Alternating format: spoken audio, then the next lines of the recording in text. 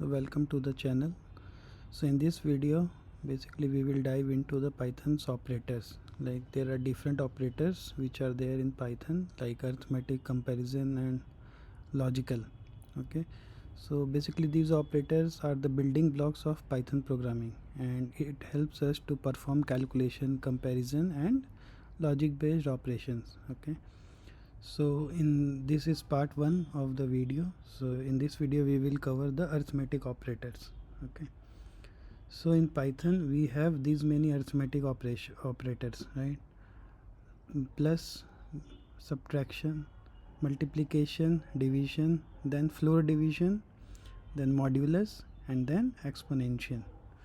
So plus, minus, multiplication, division is self-explanatory. This double slash is basically floor division. It means we will take the after division the value which is less than the decimal, that one we will take as the final output. Okay, and then modulus is basically to provide us the remainder. So once we have the division, whatever remainder will be there, we will get the that one as a final output, the remainder.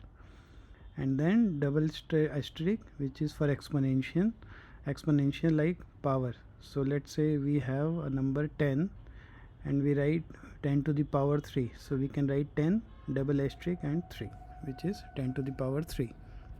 So let me explain all this with the help of a demo. Okay, so let's say we have a number 10 and we have another number which is 3. Okay, now so first 4-5 operations are very simple, like this one, addition, then we have subtraction, then we have multiplication. Okay, then we have division. Okay, and then we have floor division. Okay, then we have modulus, and after that we have exponentiation, right? So these four are self-explanatory. So let me run this and see what is the output. So a plus b 13, a minus b 7, which is fine, multiplication is fine, division is fine, 3.33.